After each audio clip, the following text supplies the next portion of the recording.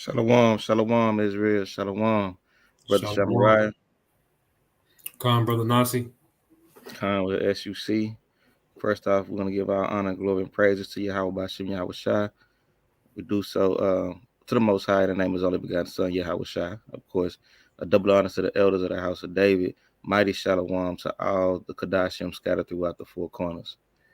Yeah, we got a lesson today, right? My brother Nasi, the Demon Slayer, right? He got a powerful lesson he want to bring out today. Regarding demons and battling demons and things that may be spirits that may be upon you or taking hold of you that you may not be aware of. So we're going to tap in. We pray that it's edifying. We pray that brothers are able to receive it, and we're going to dive right into it, man. Khan, man. Yahweh Bashim Yahweh Shabrakatah, man. That's all praises to the Most High God in the name of His only begotten Son, Yahweh Shai, who the world calls Christ. Like the brother said, man, we the saints, man. We the saints of holding commandments. Lord willing, we can continue to keep the faith in Hamashiach Yahweh Shai and keep the law, statutes, and commandments. And Lord willing, we can get this kingdom together. If you're new to the channel, right, like, share, and subscribe when you come in the building. Shalom to the brother Jay Moan, Shalom out. Right. If you're new to the channel, make sure you hit the bell when you come in the room and do your work, as a servant of the Most High God, and share the video, man. Let's get this word to the four corners of the earth. Right. Khan, man, battling demons and evil spirits, man. They are real. They are very real, man. And they're not, if you look back on our channel too, the brother Yasha Allah, he did a little small snippet on how Esau kind of fabricates on what demons look like, and kind of their spirituality and things of that nature, how they animated it, if you will. But we're going to get into the practicality of what the spirits look like according to the Bible and how to combat these things. A lot of times, when we're faced in the face of adversity, we use our flesh or worldly tools and weapons to battle against these spirits and the adversary, as the brother Judah like to say all the time, the spiritual demon Satan. Man. So we're going to get into how to combat these demons, what they look like, and how you should be able to combat them through the spirit of the Most High Yahweh B'Shem Yahweh Shai. Right? So without further ado, right, we're gonna kick this thing off. We're gonna be in the book of Luke, chapter 22 and verse 31. Right, the book of Luke, the 22nd chapter and verse 31, man. These demons, they after us, man. Satan, man, he wants you, right? Forgot to get one more here. You can pull that one though out. Luke 22 and 31. It's the book of Luke, chapter 22 and verse 31.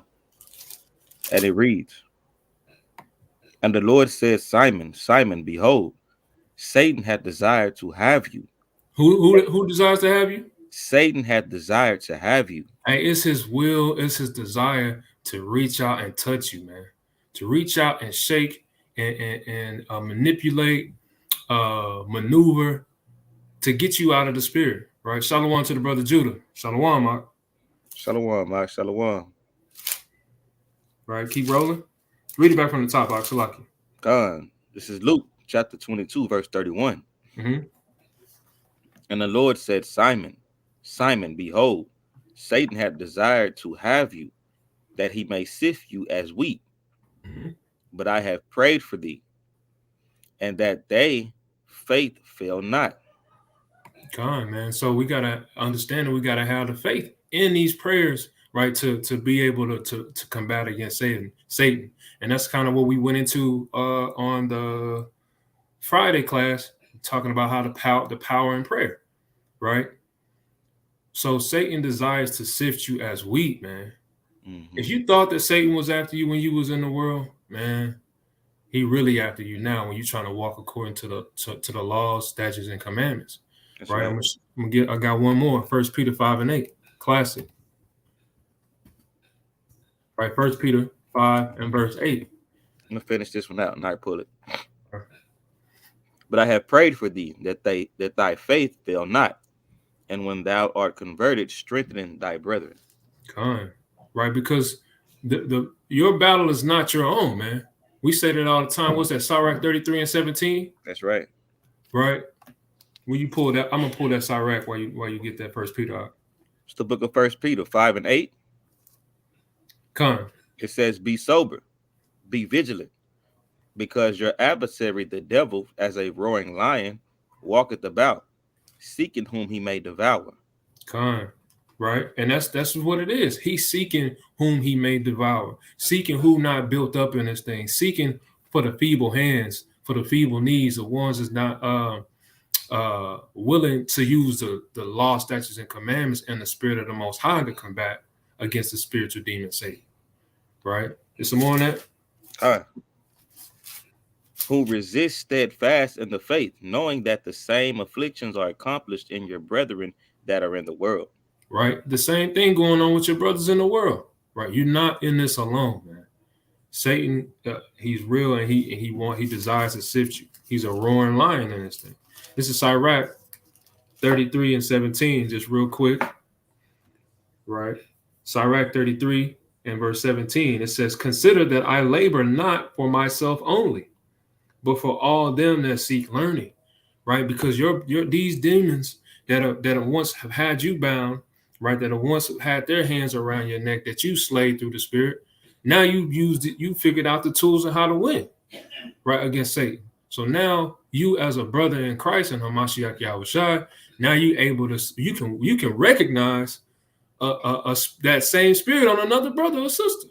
Okay. You can be like, "Hey man, I seen it looks familiar," right? I'm not too far removed from that thing, right? I know what that looks like, and hey, I got something that you need to put in your bag, right? This is how we need to move as a nation of Israel, or that's how we let brotherly love continue, right? How are you going to be a brother? You see that same demon that used to hop on you, and you don't say nothing to the brother about it. We got to do better, man. This is how we do better, right? We're going to keep it rolling. That was Sirach, right? 33 and verse 17. For the next one, out. Sirach. No, I just pulled out. With it. Mm-hmm. This is the book of Genesis, chapter 50 and verse 20. The book of Genesis, chapter 50 and verse 20. Come on.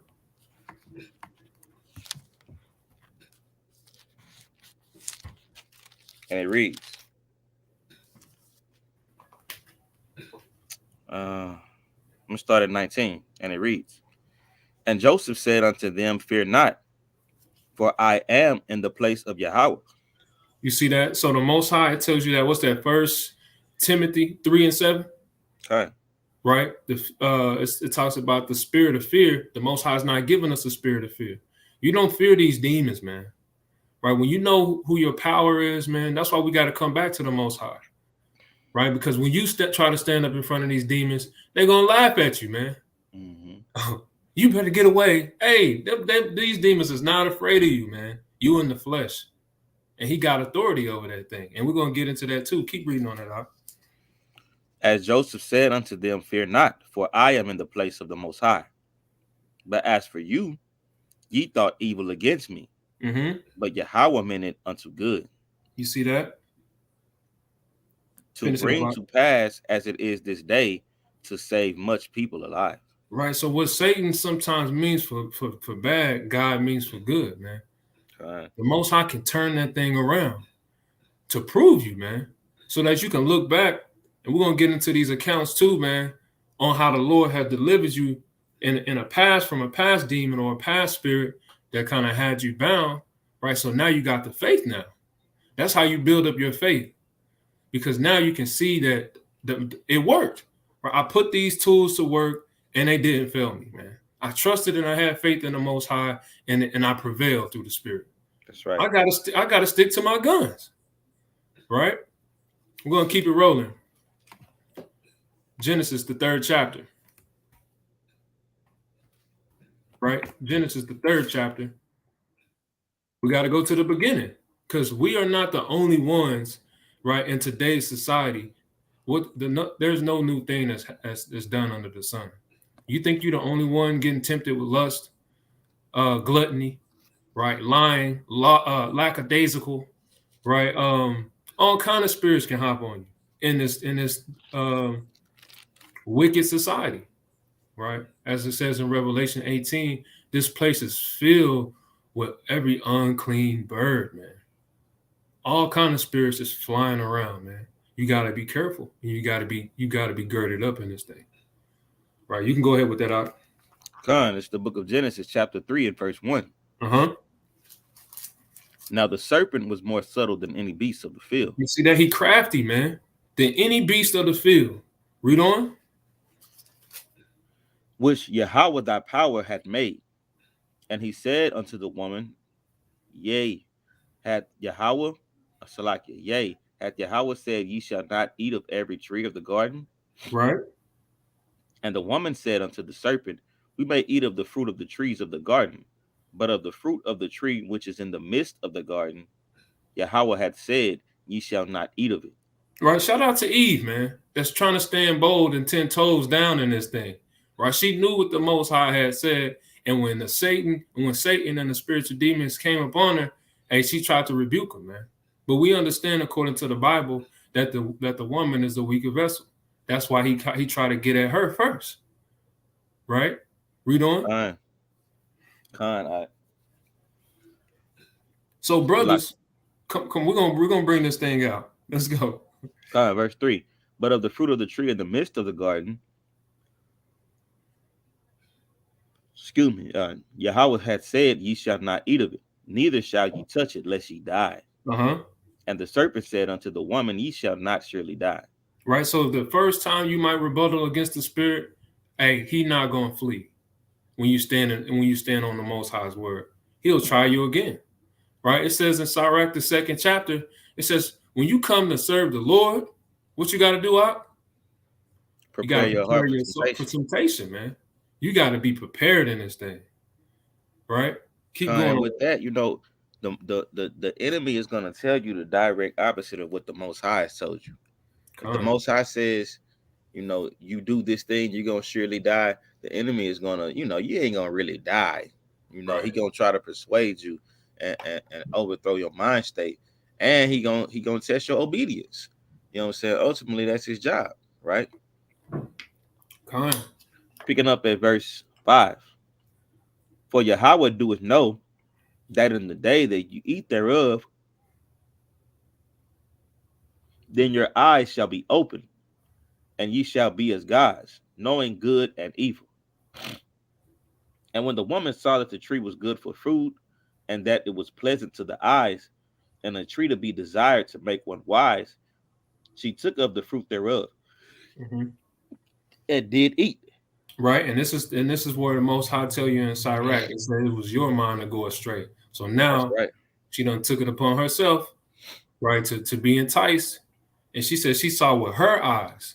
Right, we got to see with we got to ask for the Most High to give us the eyes to see, right, so that we don't be behooved in this thing. Read on up. And did eat, and gave also unto her husband with her, and he did eat. Right, Adam should have told her, you better go take that. I don't know what spirit done hopped on you, sister. You better go pray. You better go. You go put that thing back. Right, Israel, man. The brothers and you got to stand bold, man. Don't allow you. Proverbs 31 and verse 3. Give not thy strength to a woman. Right, you gotta be bold in this thing. Right, keep going on that, Doc. Verse 7. And the eyes of them both were open, and they knew that they were naked, and they sewed fig leaves together and made themselves aprons. Salak, I got a precept for that. Right, because now this brother, he should have been standing firm on the Most High's word, man. And he allowed Satan to desire his woman and sift her out. And now she done brought something in and brought it into their boat. Now it's weighing both of them down, and it's hard for them to row it. How you gonna get to where you going? You supposed to be my eyes and ears too. Now you don't allow something to come in here to take us down. Man. Keep going. You got that precept box, so lucky. Come on, I'm gonna read this verse again. This is Genesis 3 and 7. It says, and the eyes of them both were open, and they knew that they were naked, and they sewed fig leaves together and made themselves aprons. This is Isaiah 30 and verse 1.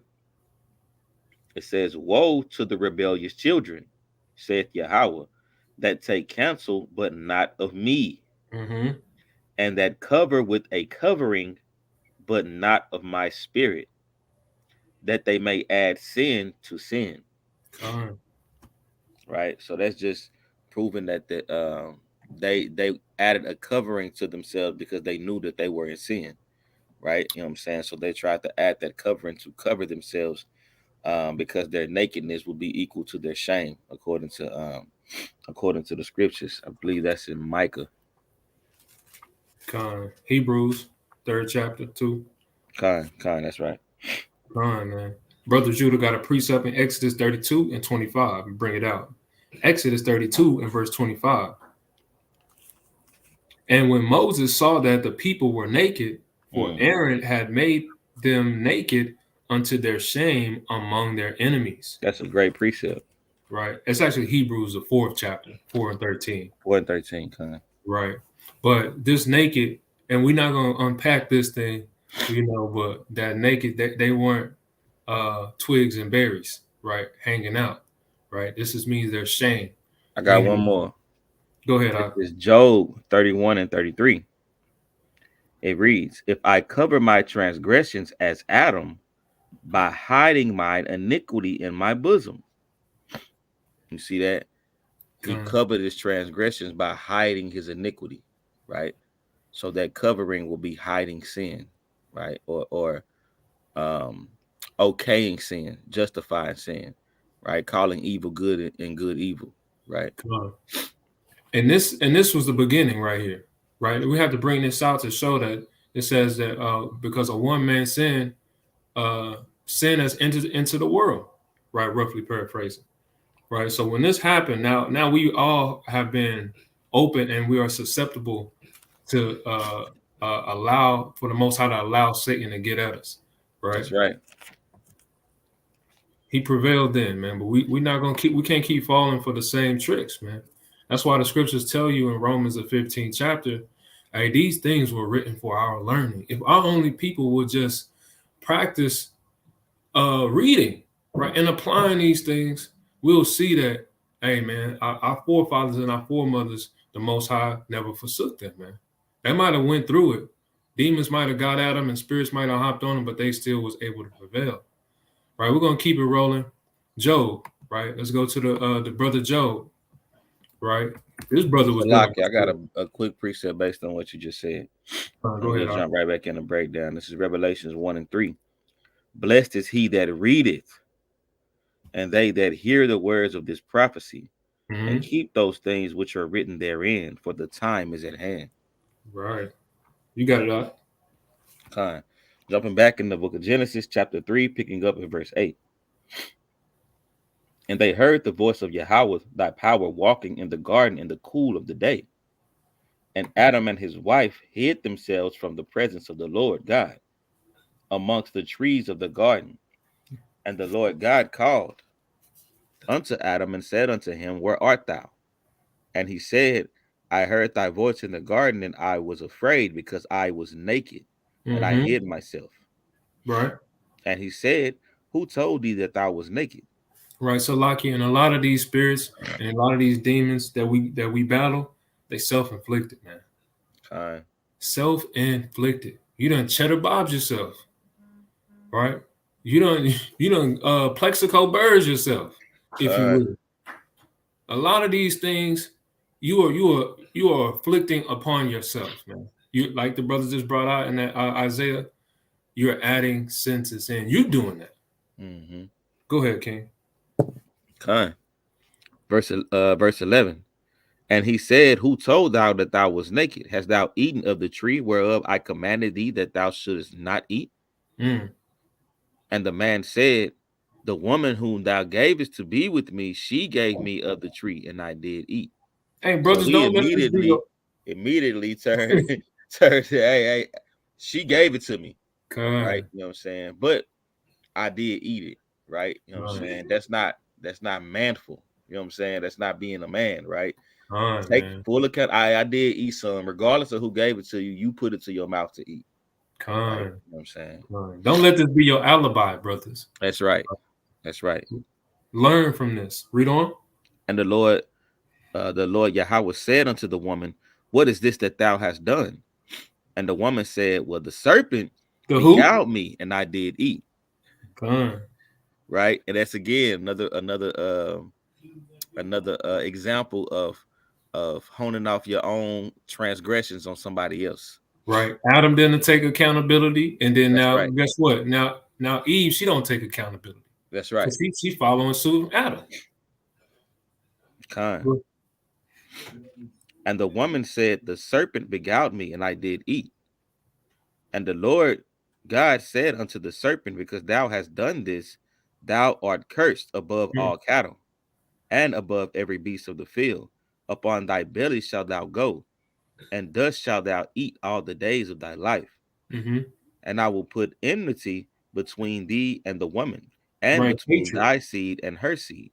Right. So now this is the perpetual hatred that Satan has, and that he desires to sift us, and that he roars and slithers through and to be crafty so that he can get at us. Right. This is his the enmity that the Most High was talking about.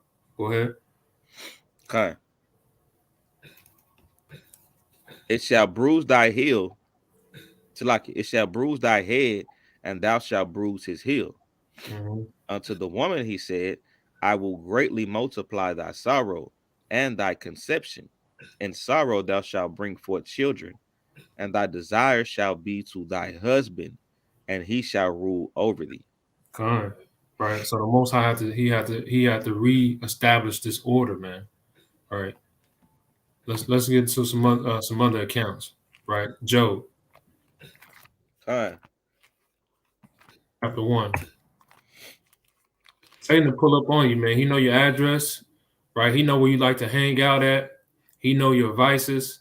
He know the things that you not too far removed from, and he'll try to give them to you, man. Right? Satan can bless you too. Right? It's not a blessing. It might at the time it might seem like a blessing, but it's definitely a curse, as we just brought up. Right? This is Job. It's the book of Job, chapter 1, starting in verse 6. Now there was a day when the sons of the Most High came to present themselves before the Most High, and Satan came also among them. And the Lord said unto Satan, Whence comest thou? Yeah, Satan, where you been at, bro? What'd he say? Then Satan answered the Most High and said, From going to and fro in the earth, and from walking up and down in it. Right, the brother gave him a geographical location. Yeah, I was over there in the ag, man, in Texas. I'm pulled up in H-Town. I was over there causing some chaos. Then I went over to Florida. Man, I've been all over the place, man, causing hell. Read. Right. And the Lord said unto Satan, Hast thou considered my servant Job, that there is none like him in the earth, a perfect and upright man, one Right. that feareth the Most High and escheweth evil. Right, and that's when you get the understanding, you start walking according to the law, statute, and commandment. We understand that the law and the faith in Hamashiach Yahweh Shai makes you perfect, according to the book of Psalms 19:7. Right, that's what converts you and makes you perfect. Right, and so he said, "Have you considered Job?" Right, and what did he say? Verse 9. Then Satan answered the Most High and said, Doeth Job fear the Most High for naught? Has not thou made an hedge about him, and about his house, and about all that he had on every side? Right, this brother done got hired on. He full time. He got benefits now. Brother done got him a new whip. He in You the know what I'm saying? union. Yeah, he in the union now. Man, y'all, he ain't gonna do nothing. You know, but He you got your protected. hand on, right. He protects. You got a hedge of protection all around this brother, man. Why would he forsake you? Thou hast blessed the work of his hands, and his substance is increased in the land. But put forth thine hand now, and touch all that he had, and he will curse thee to thy face. Mm-hmm. And the Lord said unto Satan, Behold, all that he had is in thy power. Only upon himself put not forth thine hand. Mm-hmm. So Right. Satan went forth from the presence of the Most High. Right. So Satan had the Most High is now giving him authority. All right, allow the brother to lose a loved one. Right. Um. He can start bringing calamity, all kind of calamity. Right. And chaos. But he said, don't touch his life. Satan has that authority, and we're going to show you that in the New Testament. Right. Shalaki, 1 second, King. Come. Right. All right, we're going to get to the book of Job, right, 2 and 9, right, before we get to the New Testament, and we're going to get on Satan, man, because we're going to reveal him, man. He don't want us exposing him like this, man. He don't want us giving you all his tricks and his trades of his craft, right? We giving you the game. This is free game, right? Satan don't want that, man. This is Job chapter 2 and verse 9, right? This is what Job, because after these things started hitting Job, man, Job lost his children, he lost his cattle, he got boils right upon his flesh. The brother, his friends started to turn on him. His rib even started to turn on him, right?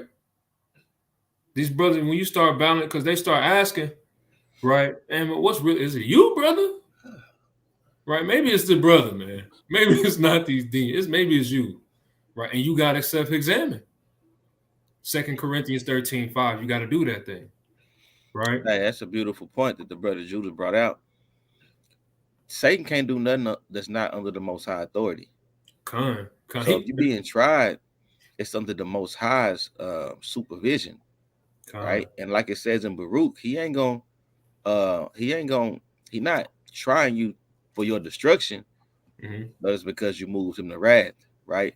And he trying to prove you and correct you. Scriptures always say he ain't gonna put more on you than you can bear, right? So he might know your strength more than you do. You might be going through some things that you feel is breaking you, but at the same time, the Most High has put this burden upon your shoulders because he know you can hold it, and you're gonna come out as gold tried in the fire. Right. This is the precept for that, brother Judah's point, right? Isaiah 45:7, right? Satan works for the Most High. He on the payroll, man. That's right. And he don't get no vacation time, right? Satan out there working 24/8, man. He don't get no PTO whatsoever, right? This is Isaiah 45:7. It says, I form the light and create darkness. I make peace and I create evil. I, the Lord, the Most High, Yahweh, do all these things, right? So just like the brother was bringing out, the brother Judah, right? And he got to get the Most High's permission, man, right? I got a precept. Kind. I actually got a few. That was a good point. This is Psalm 78 and 49. Good precept. The book of Psalms, chapter 78 and verse 49. And it reads, He cast upon them the fierceness of his anger, wrath and indignation and trouble by sending evil angels among them. Right? So these evil angels, evil spirits, evil messengers, they coming from the Most High.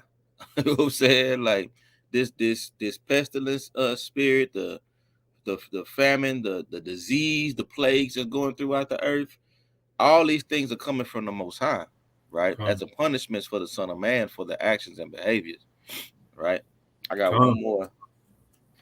Actually, I got two more. Salat King. Bring them out, Khan. This is Psalms 115 and verse 3. But our power is in heaven, and he had done whatsoever he had pleased. That's right. So the Most High doing these things, and he don't have to check in with you about it, right? You know what I'm saying? Neither does he have to prove his righteousness because he sent an evil angel, right? If he sent an evil angel, it was because of his righteousness, not because of his evil ways. No, the Most High gonna send judgment, right? And that judgment is gonna be just and balanced, right? Just like we were bringing that out earlier, it's self-inflicted, man. A lot of it's self-inflicted. That's right. This is Isaiah 55 and verse 8. It says, "For my thoughts are not your thoughts, neither are your ways my ways, said the Lord. For as the heavens are higher than the earth, so are my ways higher than your ways, and my thoughts than your thoughts." Right. So the Most High understanding and how he thinks and operate is not even on the same spectrum as man. We can't begin to think and understand how he operates, especially if we're not dwelling in the scriptures. And even with dwelling in the scriptures, we prophesy in part. Only certain things are going to be revealed to us. We'll never truly understand why the Most High does what he does, because he's the Most High, right? You know what I'm saying? His ways are above our ways. So, I yield on that. Man, that's why we got to come out of the ways of the world and the doctrines and Christianity and all these other idolatries, because they're not going to show you that this is how the Most High move. You can go to them for counsel. Well, I don't know why that happened, brother. Hey, the Lord did it. That's right. You asking all these questions, not thinking that the Most High Yahweh can reach out and touch you like that. The Most High can do that to you, man. This is the God of the Bible, man. I was talking just a quick point. I was talking to some family yesterday, and we was just talking about how a lot of families don't gather and get together no more, and that the spirit of family not really being like it was in days of old, and that's the Most High doing. But also, just like with, that spirit of how it's a lot of things that have caused families to divide. Ultimately, it's all the Most High's doing, right? He's separating the wheat from the tares, the sheep from the goat, the word from the world, right? You know what I'm saying? And he's gathering together his people. He has a family that he's called together and that he's gathering. It's not that your family your family is such a contrite and broken spirit as a family, but as a nation, we're so broken that family element is not as prominent as it was, right? Because now the Most High's will is being enforced, right? It's causing people to sever from families. It's causing families to isolate themselves. It's causing huge gatherings that used to be beyond that, Big Mama ain't Big Mama no more. Now Big Mama in the club with her grandniece. You know what I'm saying? There's a lot of that going on. You know what I'm saying? So we got to understand that we living in the times and the days of Noah, as the scripture says. You know what I'm saying? The same things that was going on then is what be going on now. And knowing and understanding that, that's the reason that a lot of things are shifting and changing as a nation. The brother pulled a precept. Khan. Why you pull that one? I got one, man. Through the spirit. Hey, keep them precepts flying too, man. All right, let us know that y'all rocking with us, that the spirit is moving, man, the water, right? This is Matthew 12, right? And I'm gonna jump at 46. Jump down to 46. Matthew 12 and 46, right? And it reads, it says, while he yet talked to the people, behold, his mother and his brethren stood without, desiring to speak with him. Right. This is talking about Yahushua, right? And it says, then one said unto him, behold, thy mother and thy brethren stand without, the desire to speak with thee. Right. But he answered and said unto him, what he said, told him, who is my mother? Who are my brethren? And he stretched forth his hand towards his disciples and said, behold, my mother and my brethren. For whosoever shall do the will of my Father, which is in heaven, the same as my brother and sister and mother. Right? So Yahushua had that same understanding too. Right? If you're not moving, because if you're not moving in righteousness, you're moving in the ways of the world. And the scriptures tell you that enmity is foolishness. Enmity of the world is foolishness with the Most High, roughly paraphrased. Right? So that's going to cause a separation. It's going to cause a partition by default. If you really cleave into these laws, statutes, and commandments, you're going to understand that they're going to be more susceptible. If you battling with demons, they ain't got this, bruh. Imagine the demons they battling. Right. Or entertaining rather. Battling, right? Bring out that um 24 and 12. no, I got that. You were saying something that made me think of a precept. But I'm gonna bring this out. Um Genesis 49 and 1. It says that this is Matthew 24 and 12. And because iniquity shall abound, the love of many shall wax cold. Mm-hmm. Right? And that's the time that we in. It's so much uh, um, demons and evil spirits riddled throughout this earth that the love of many is waxing cold. I got a lammy back precept for that, Brother Judah. This is Second Esdras chapter 5 and verse 2. It says, but iniquity shall be increased above that which now thou seest, and that thou hast heard long ago. And the land that thou seest now to have root, shall thou see wasted suddenly. Mm-hmm. Right? You know what I'm saying? So just as you said, the love of many are wax cold, that lack of love is gonna cause the land or the people or the population to waste away, right? Because nobody is reciprocating the commandments or loving their brother as they would love themselves, right? That's a lot. Go ahead, King. Con, this is a quick. A brother asked me to pull this in Genesis 49 and 1, right? Genesis 49 and verse 1, and it reads, it says, and Jacob called unto his sons and said, gather yourselves together. Do what? Gather yourselves together. So if you of the understanding of you, Jacob, we can't gather together in Christianity. We tried that for years. It don't work. We can't gather together in the name of Cesare Borgia, in the name of Muhammad, in the name of Buddha, in the name of Easter bunnies, in the name of Santa Claus, in the name of Thanksgiving. We can't gather ourselves together in that. It doesn't work. It doesn't benefit our family. But Jacob said, gather yourselves together, my sons, the sons of Jacob, knowing and understanding who your identity is. Gather yourselves together, Naphtali, Zebulun, Judah, Levi, Simeon, so forth and so on. Gather yourselves together so that you may hear the things that may befall you in the end times. I'm paraphrasing, right? And we are living in those times right now.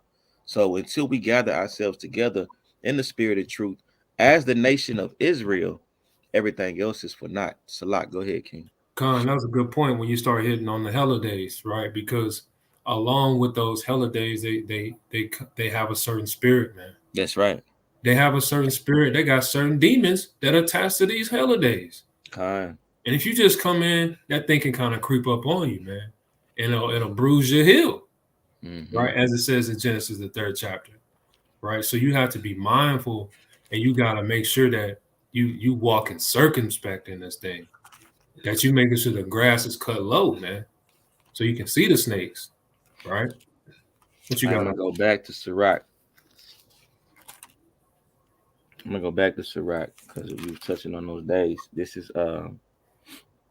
Sirach 33, starting at 7. It says, why doeth one day excel another, when as all the light of every day in the year is as of the sun? But the knowledge of the Lord, Salakia, by the knowledge of the Lord, they were distinguished, and he altered seasons and feasts. Some of them hath he made high days and hallowed them, like the Passover, Feast of Unleavened Bread, Feast of Weeks, the Salakia, the Feast of Dedication, the Atonement, Trumpets. These are the days that the Most High set aside, and he hallowed them, right? Not Christmas, not Easter's, damn sure not Columbus Day. None of these days that this world has set up has the Most High hallowed. He didn't set these days aside to be special. Martin Luther King Day. Not even today. Not even that day, right? You know what I'm saying? Finishing this out. And some of them hath he made ordinary days. It's just an ordinary day today. That's it. That's all. On the Most High spectrum and beliefs, it's just an ordinary day. That's it. That's all. Right.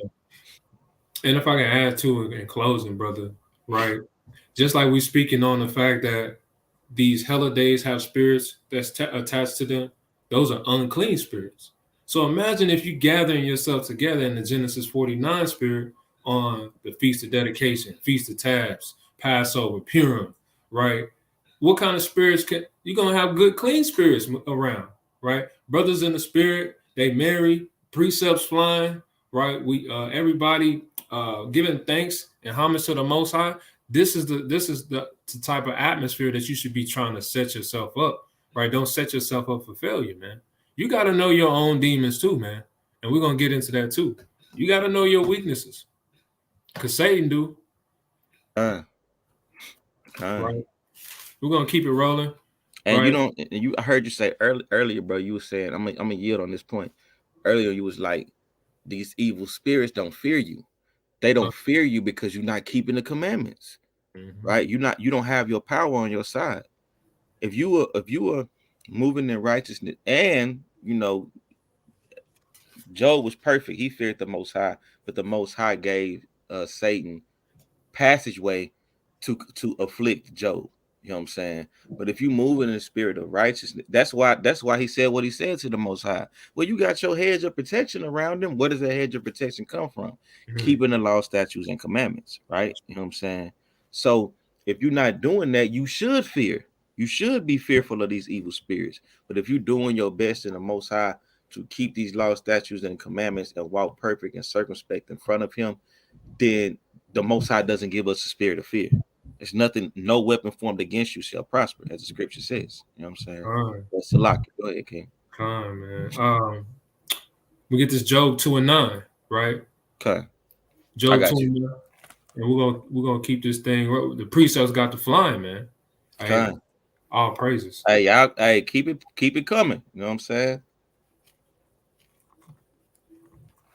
Book of Job. Salak, Book of Job, chapter 2, verse 9. Get that 7, let's get it. Starting at 7. So when Satan forth from the presence of the Most High and smote Job with swords and boils from the sole of his foot unto his crown, and he took him a potsherd to scrape himself withal, and he sat down among the ashes. Then said his wife unto him, doest thou still retain thine integrity? Curse the Most High and die. But he said unto her, thou speakest as one of the foolish women speaketh. What shall we receive good at the hand of the Most High, and shall we not receive evil? Right. So in a moment of adversity, you got to keep your integrity, man. When Satan and these spirits start coming around, you got to keep your integrity. You got to know that you're a servant and you're going to be tried in the furnace of affliction. You got to know that the Most High is going to try to prove you through the fire. So you got to keep that integrity, man. And you got to check the people around you, and you got to rebuke them through the Spirit. Hey, you foolish, man, for thinking that I'm going to forsake the Most High God just because I'm going through this. No, man, I'm going to be steadfast and be diligent, man. I got a precept. This is classic, 1 Samuel 2:9. No, starting at 6. The Most High killeth and maketh alive. He bringeth down to the grave and bringeth up. The Lord maketh poor and maketh rich. He bringeth low and lifteth up. He raiseth up the poor out of the dust and lifteth up the beggar from the dunghill, to set them among princes and to make them inherit the throne of glory. For the pillars of the earth are the Most High's, and he has set the world upon them. He will keep the feet of his saints, and the wicked shall be silent in darkness. For by strength shall no man prevail. And that's why you got to endure to the end, man. You got to endure to the end. You got to have that spirit. You got to be built up. Because even with all that's being said, the Most High killing, the Most High bringing brothers down to the dust. Watch this. This is 1 Samuel chapter 2 and verse 2. There is none holy as the Most High, for there is none besides thee. Neither is there any rock like our power. Right? Talk no more so exceedingly proudly. Let not arrogancy come out of your mouth. For the Most High is our power of knowledge, and by him actions are weighed. You see that? So regardless of how the Most High may do, don't speak proudly based on certain things that he's done within your life, right? Or somebody else's life you may be seeing. Just like when we referencing the brother Job right now, and some of his friends came speaking blasphemous things according to him, and according right. So we got to know and understand that this is all the Most High's works and the Most High's doing, right? You got to know and understand that first, and speak not proudly when these things come to pass, because this is the works of the Most High. It's much, much, much, much higher and above our pay grade, right? But go ahead, King. Con, let's get before we leave Job, man, we gotta get the outcome, right? Of how he prevailed, man. It's Job 42, right? Job chapter 42 and 10. Okay. All right. Let's see what happened when that brother stayed down. He stayed faithful. All right. Job 42 and verse 10. Right. It reads, and the Most High turned the captivity of Job when he prayed for his friends. Also, the Most High gave Job twice as much as he had before. Then came there unto him all his brethren and all his sisters and all they that had been of his acquaintances before, and did eat bread with him in his house, and they bemoaned him and comforted him over all the evil, watch this, that the Most High had brought upon him. That what? That the Most High had brought upon him. Fine. Every man also gave him a piece of money, and every one of earrings and of gold. Right. So this is not, we didn't pull this as a key to touch on the carnality of it. Right. The brother did get his riches and things back, but the brother got his health back, man.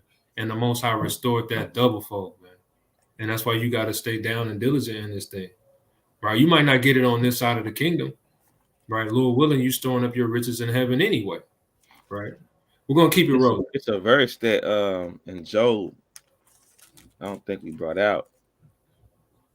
We brought the verse out, but I didn't finish. I'm gonna finish this out because it's a reason why he got all of those things back, right? And this is Job 2 and 10. He said, but he said unto her, thou speakest as one of the foolish women speak. What shall we receive good at the hand of the Most High, and shall we not receive evil? And this is the part that's key. And in all this, did not Job sin with his lips? That's why he kept his integrity, like the brother was bringing out, right? He kept his faith. He stayed solid within his members, right? He stayed faithful to the Most High. And by doing that, the Most High restored him 100-fold. Con, man. Let's get on Satan, man, and the wiles of the devil, man. This is the book of Ephesians, chapter 2, starting at verse 1. And you hath he quickened who were dead in trespasses and sin, wherein in times past ye walked according to the course of the world, according to the prince of the power of the air, the spirit that now worketh in the children of disobedience. Right. Satan is the prince and the power of this realm, man. This is where he got like a tag team spirit. And he tagging spirits in and out. Hey, I gotta clock out real quick, but maybe you can fill in for me. I'll be back. You put your 12 in, you know, and that's how Satan moving in this thing, man. It's a workshop. Satan is at work, man. Right. And this is his dominion, right? So we have to pull that to show you Ephesians 2 and 1 through 2 to show you that this is where he moves, right? Right. We're not gonna stop there. 2 Corinthians 11 and 4. Right. And you got to know what Satan looked like. And the world thinks Satan looked like a red guy in a romper, right, with a pitchfork and some horns on his head. Right. That's not That's saying, man. That's saying. Right. Hey, you see that Satan, man, you better flee, man. You better get it right. But hey, man, you got to know Satan comes in many different vices, and he can transform himself, right? He can transform himself, right? 2 Corinthians 11 and 4. Let me get this real quick. This is the book of 2 Corinthians 11 and 4, and it reads thus: 11 and 14, Salakia. It says, I'm gonna start at 13. For such are false apostles, deceitful workers, transforming themselves into the apostles of Hamashiach, right? Deacons, pastors, evangelists, right? They have transformed themselves into the apostles.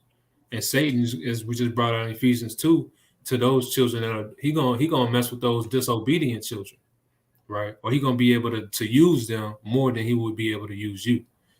verse 14. And no marvel, right? Don't get it twisted. For Satan himself is transformed into an angel of light. Mm-hmm. Therefore, it is no great thing if his ministers also be transformed as the ministers of righteousness. So if you think he can transform, think about who he using, man. They got the same power, just like us. That's on the left-hand side. I got a precept showing that imagery, right? This is Acts 8. I'm gonna start at verse 9.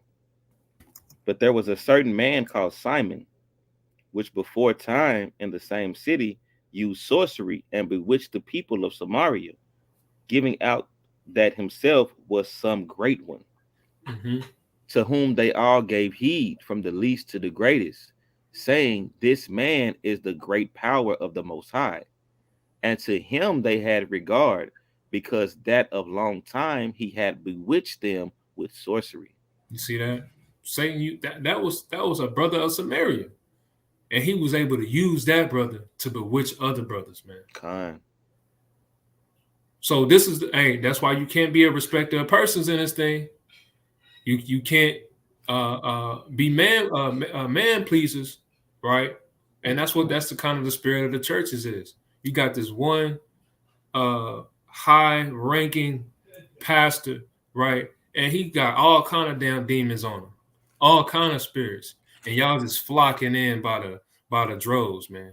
Just flocking in, coming in, and you getting the same, and whatever he's spewing, you just sopping it up, right? We got to come out of that understanding. We got to deal with righteousness. We got to rightfully divide the word of truth, right, and be able to see the wiles, which means tricks of Satan, Hashatan, right? I'm gonna read this verse 14 again, right? The brother getting back in, right? This is 2 Corinthians 11 and 14.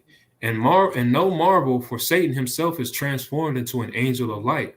Mm-hmm. Therefore, it is no great thing if his ministers also be transformed as ministers of righteousness, whose end shall be according to their works, right? So we're gonna you got some more on that out?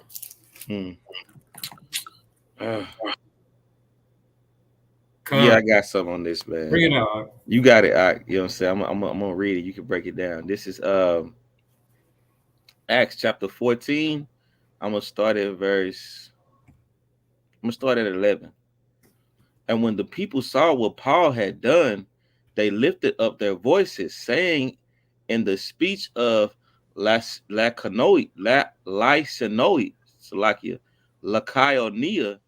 the gods are come down to us in the likeness of men. Mm-hmm.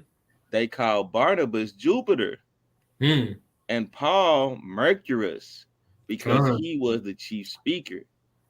Then the priest of Jupiter, which was before the city, brought oxen and garlands unto the gates, and would have done sacrifices with the people, which when the apostles Barnabas and Paul heard, they rent their clothes and ran in among the people, crying out.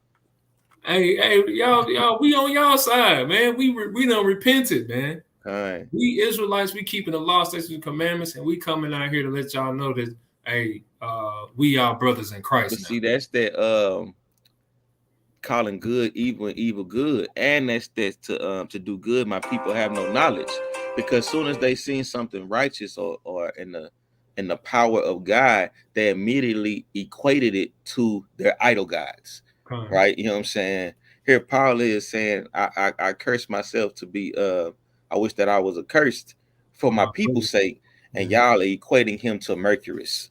You know what I'm saying? But Barnabas is understood you've equated him to Jupiter.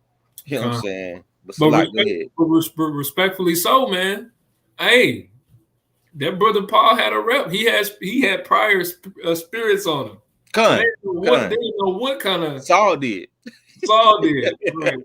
Paul was on the scene talking to them. You know what I'm saying? But, hey, I don't know who you think. Who are you? Who am I talking to? Right. And that's what they was. But you got to prove a friend, man. As the scriptures say. You know. We're gonna keep it rolling, man. Keep it rolling through the spirit. That was a good precept, right? That was just to show you how Satan can use ministers to do his bidding. Con. It's the book of Matthew, chapter 3. It's the book of Matthew, chapter 3. Yes? Con. And verse 16. Right, because Matthew Yahweh had to get tempted too, man. You not above the pay grade. We say not one man is above the crew, man. Let's get it. This is the book of Matthew, chapter 3 and verse 16. Yes? Con. And it reads, and Yahushua, when he was baptized, went up straightway out of the water. And lo, the heavens were opened up to him. And he saw the Spirit of the Most High descending like a dove and lighting upon him. And lo, a voice from the heavens saying, this is my son. This is my beloved son, in whom I am well pleased. Right, because this is an example. We're gonna roll into chapter 4, right? But we're gonna show you as soon as you get the Spirit, as soon as you start getting some kind of understanding, you start storing up some precepts, your treasures in heaven. As soon as you get that thing, this is what's gonna happen. Let's get into it. Chapter 4, verse 1. Then was Yahushua led up, Then was Yahushua led up of the Spirit into the wilderness to be tempted of the devil. To be who? To be tempted of the devil. Right, you see that? As soon as he got the Spirit, now I got to see if you going to use the Spirit, right, to battle against this demon Satan. Right, I got to think, I want to see if you believe in it. Right, let's go. And when he had fasted 40 days and 40 nights, he was afterward and hungered. Right, let's pause real quick. Matthew 9 and 29, or Mark 9 and 29. Right, why did he fast? Why was Yahushua fasting when he was tempted in the wilderness for 40 days? Because he had an understanding, right? This is Mark 9 and verse 29. It reads, and he said unto them, this kind can come forth by nothing but by prayer and fasting, right? This at this account, it was dealing with, and we're going to come back to this account shortly after, but we was just bringing this out to show you that Yahushua knew that you got to fast and you got to pray, man, to get some of these spirits up off you. Right. I got a precept too. This is Matthew 6. I'm going to go 16. And it reads, and moreover, when ye fast, be not as the hypocrites of a sad countenance, for they disfigure their faces, that they may appear unto men to fast. Verily I say unto you, they have their reward. But thou, when thou fastest, anoint thy head and wash thy face, that thou appear not unto man, or the devil in this case, to fast, but unto the Father which is in secret, and thy Father which seeth in secret shall reward thee openly. Right? So as we continue with this story, matter of fact, let me finish reading it first, right? Jumping into verse 3. And when the tempter came to him, he said, if thou be the Son of God, command that these stones be made bread. But he answered and said, it is written, man shall not live by bread alone, but by every word that proceedeth out of the mouth of God. Then the devil taketh him. Right. So what did Yahushua result to? Right. He didn't try to throw hands, right, with Satan. The word. Hey, the brother used the word, man. Right, that's why you gotta have that Psalms 119 and 9 spirit. Right. Hey, and that's the our warfare is not carnal. Right. You know what I'm saying? But it's spiritual. Right. Picking up at verse 5. Let me get to Psalms 119 real quick. Oh, Salat, go ahead. Right. This is Psalms 119 and verse 11. Right. It says, thy word have I hid in mine heart that I might not sin against thee. Right? He was in the flesh. He could have been tempted to, hey, yeah, go ahead and give me some rolls of that bread. But he said, nah, man shall not live by bread alone, but by the word of the Most High. Yahushua had the Spirit on him, man. He had the precepts written on his heart, man. You gotta, these are the ways that you can combat Satan, man. You gotta know his precepts, man. You don't gotta know all of them, but you gotta know the specific ones for the specific spirits that you battling against. You cannot pull the Nina when you got a 10-8 giant demon. You gotta get the bazooka, man. You gotta have some precepts that's on deck, man. Right. I yield, though. Go ahead. But that's powerful, what you're saying. You gotta know your enemy. You gotta know what demon that you're battling, right? You know what I'm saying? So you'll know what tool to use against it, right? But just to let me back on the point that you were making, classic precept, this is Ephesians 6 and 12. For we wrestle not against flesh and blood, but against principalities, against powers, against the rulers of the darkness of this world, against spiritual wickedness in high places. Go ahead. You got to start from the top with that one. All right. Well, I know we was gonna come back. I just wanted to grab that, Okay, that piece, because Christ was he's battling spiritual demons. You can't fight them or combat them physically. You have to tap into the spirit, right? You know what I'm saying? That's why the Most High say, "Woe to the man that uses flesh as his arm." That's right. That's right. You will not prevail, man. You'll lose that arm every time, and everything else with it. Let me get that 2 Corinthians 10, talking about the weapons are not carnal. Okay. Right. This is 2 Corinthians 10 and verse 3.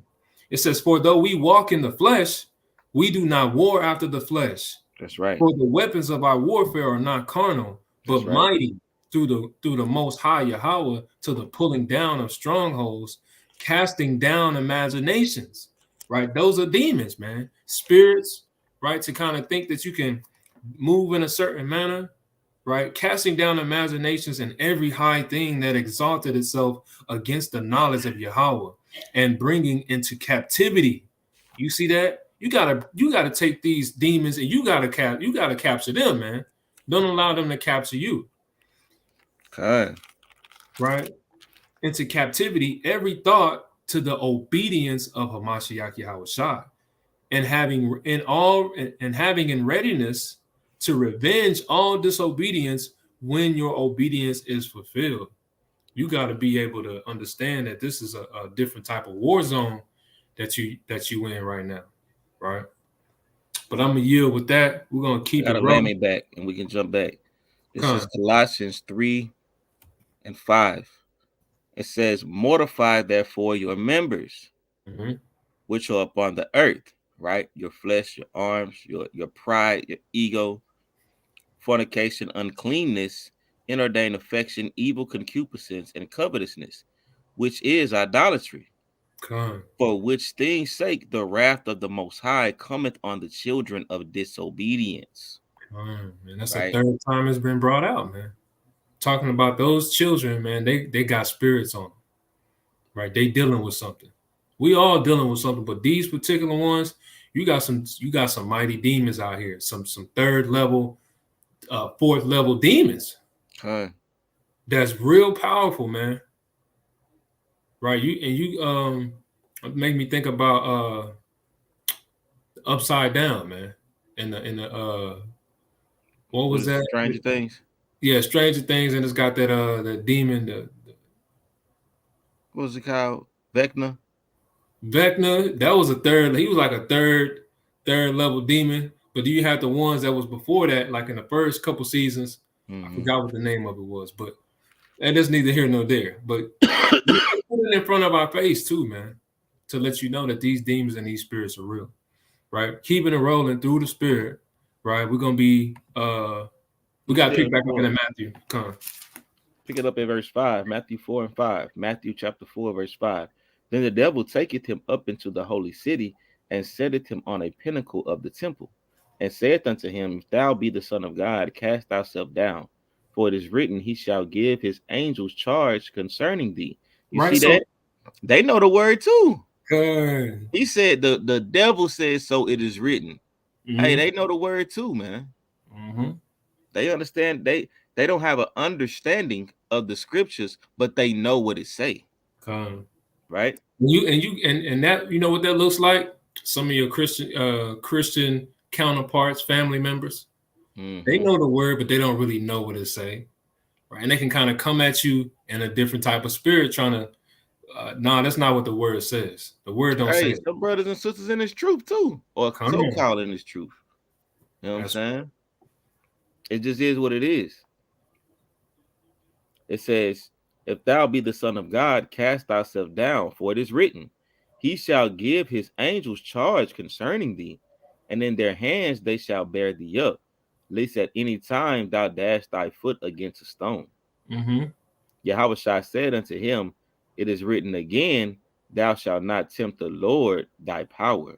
Right. So Yahweh hit him with a precept. And they happen, they they have So he hit him with a twist of scripture, and he hit him with a straight to the point scripture. You tempting the Most High. We ain't supposed to do that.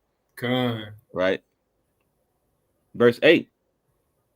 And again the devil taketh him into a exceeding high mountain, and showing him all the kingdoms of the world, and the glory of them, and said unto him, all these things will I give thee, if thou wilt fall down and worship me. Then then Yahushua unto him said unto him, get thee hence, Satan, for it is written, thou shalt worship Yahweh thy power, and him only shalt thou serve. Right. He said, get the hell back, man. Hey, and that's a cut too. That's a cut too for people that say we worship Yahushua as is the Most High. Even Yahushua said, now we worship the Most High and the Most High alone. Right? But Salakia, go ahead. And this is what, when you're reading this, it says, this is why we were saying Satan can bless you too, man. And these demons can kind of hop on you, and you'll fall in love with them. You'll even start worshiping them, man. Good. Right, so you got to be careful. Hey, man, our people love Rolls Royces. These niggas love Cuban links. You know what I'm saying? Birkin bags. You know what I'm saying? They will overthrow our people with tangible things, right? But watch this. Verse 11. Then the devil leaveth him, and behold, angels came and ministered unto him. If you resist the devil, he'll flee. And notice it didn't take just one resist, one no. You have to show him undoubtedly, I'm not dealing with you. Right. You gotta have some counters. You gotta have some counter precepts. Right. You gotta okay, I got that one. I'm gonna one up you with this one, right? I'm gonna bring that out what you just brought out though. James 4 and verse 7. Right. It says, submit yourselves, therefore, to the Most High. Resist the devil, and he will flee from you. Draw nigh to the Most High, and he will draw nigh to you. Cleanse your hands, ye sinners, and purify your hearts, ye double-minded. You see that? So like the brother was just bringing out, man, when you submit unto the authority of the Most High God, Satan is not going to flee from you. He's fleeing from the Most High. He's fleeing from your power. There's nothing that you can do in this flesh to keep Satan off your back, man. Right. So we're going to next precept, right? Luke 1 and 37. Right. And this is for the brothers and sisters who might think that well, it's not possible, right? You can't the book of Luke, chapter 1 and verse 37. For with the Most High, nothing shall be impossible. You see that? With the Most High, nothing can be impossible. We got to pull the Christians, our counterparts' favorite precept, right?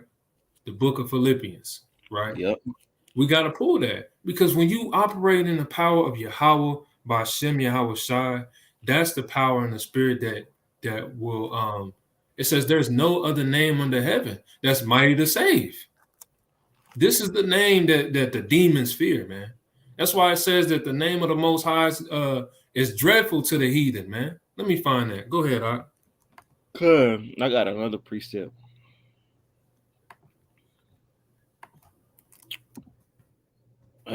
Yeah. And it's saying that, it says nothing is possible without the Most High.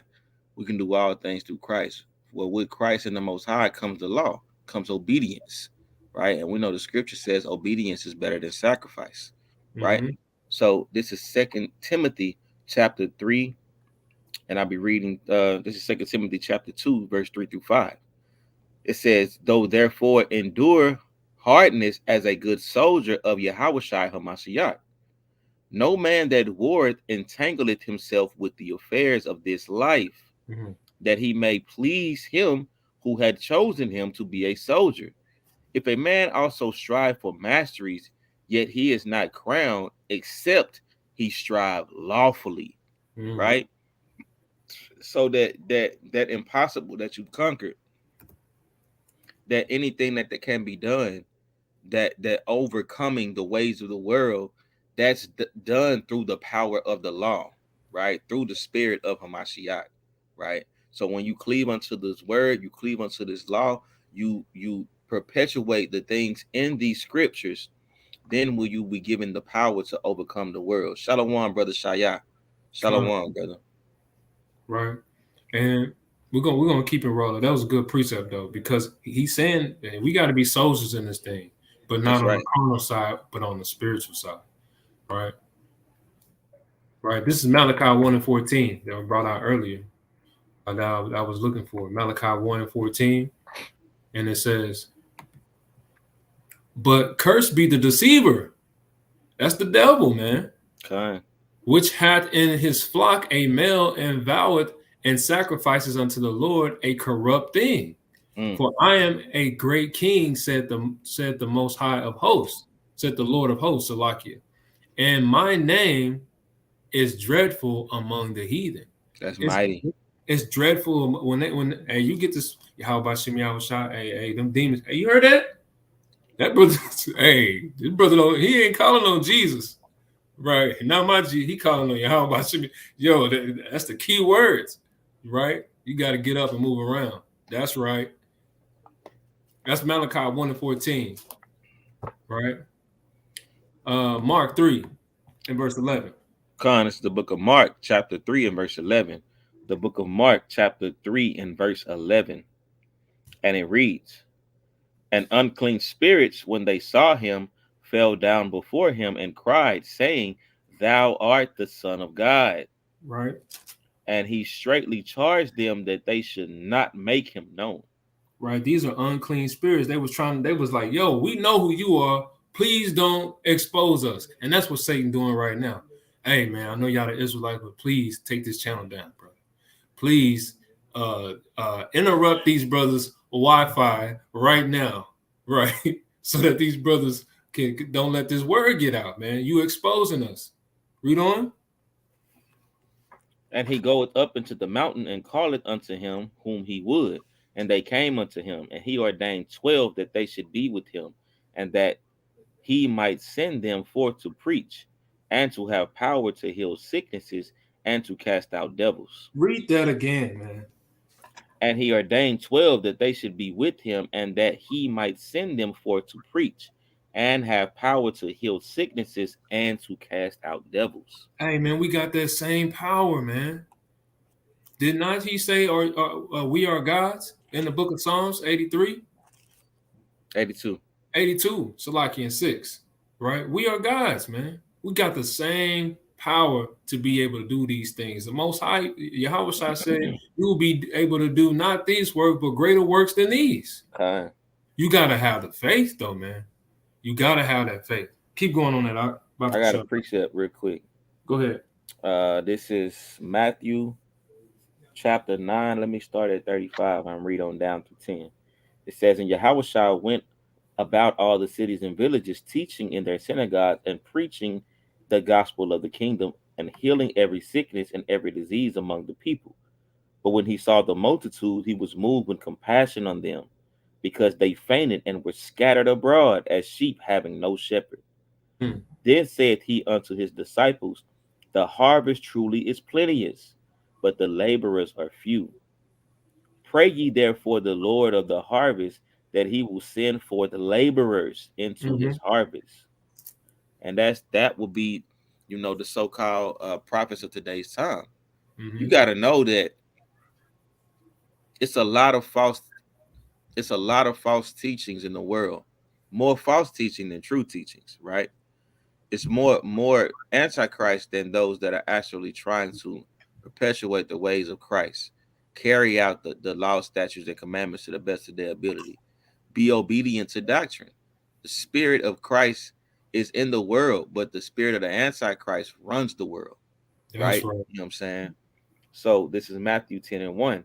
And when he had called upon him his 12 disciples, he gave them power against unclean spirits to cast them out, and to heal all manner of sickness and all manner of disease. Con. Yeah, Right, you gotta use the precept, man. You gotta use the tools that the Most High has given us, man, to be able to. And we see it that it works, man. It works. You gotta will it. You have to will this thing, right? You will it like in the mind, and you gotta wield it physically, man. You gotta really will this thing, right?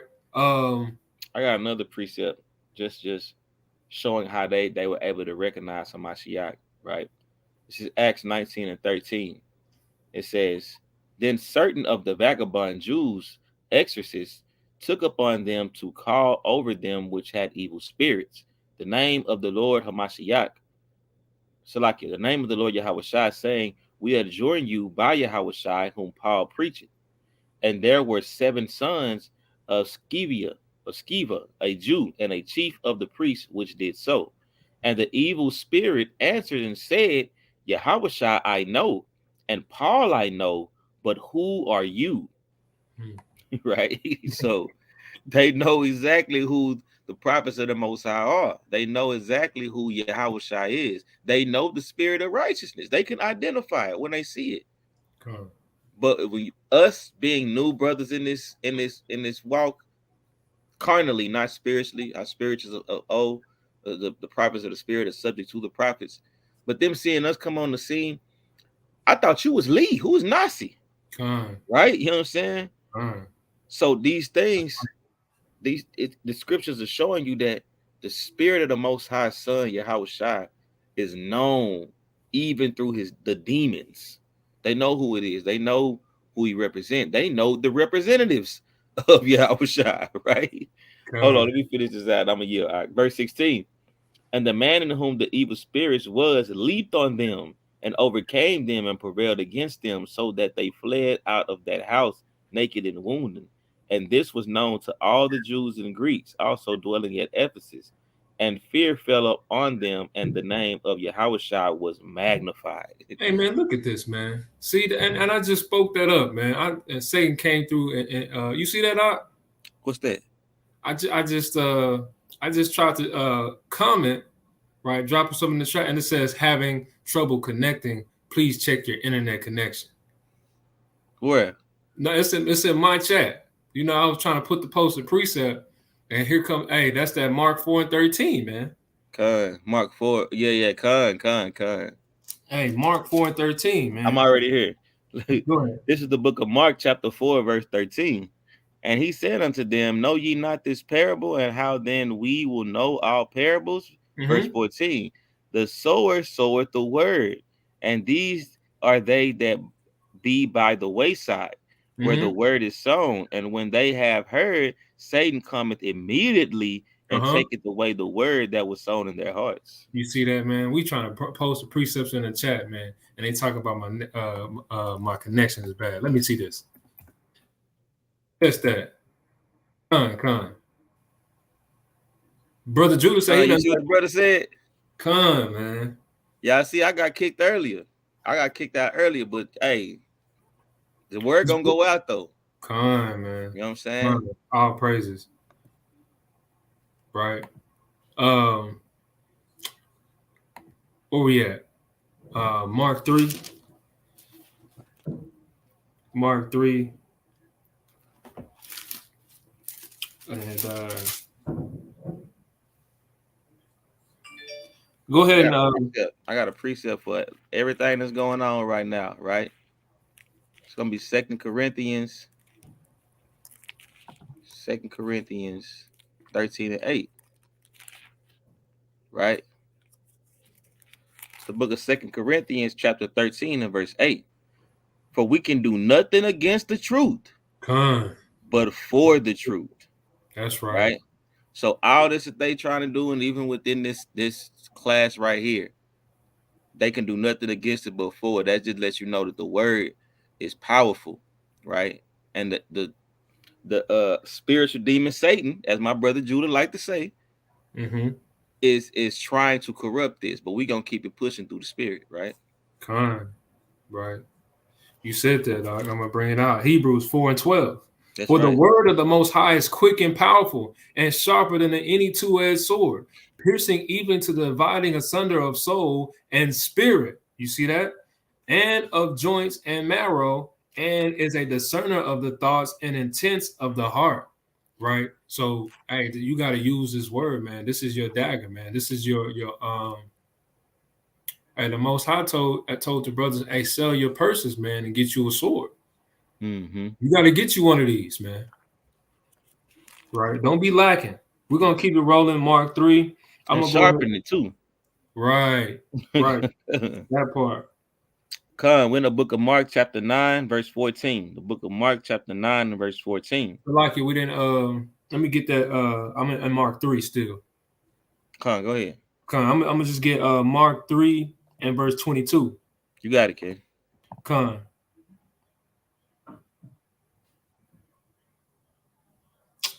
Yeah, Mark 3 and 22. It says, and the scribes which came down from Jerusalem said he had Beelzebub, and by the prince of the devils casted he out devils. Right. So when Yahushua pulled up on him and he started rebuking spirits and casting spirits out, the scribes, they was like, you Satan himself. You moving in the spirit of Satan. That's why you're able to do these things. Right. But what Yahushua say, he was cold with it. He said what? And he called them unto him and said unto them in a parable, how can Satan cast out Satan? Fine.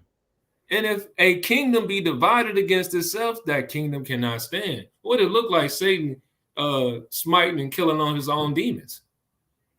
Right? And it says, verse 25, and if a house be divided against itself, that house cannot stand. And if Satan rise up against himself and be divided, he cannot stand, but hath an end. No man can enter into a strong man's house and spoil his goods, except he will first bind the strong man, and then he will spoil his house. And that's what Satan trying to do, man. You got to be watchful and praying in this thing, according to Matthew 26 and 41. You got to be on the lookout, because Satan trying to sneak in, right? It said he cometh in the, what's that, Matthew 10? Where he cometh in the side, the man that coming up the side and not through the door. 10. John 10 is a thief, right? John 10, real quick. The water. This is John 10 and 1.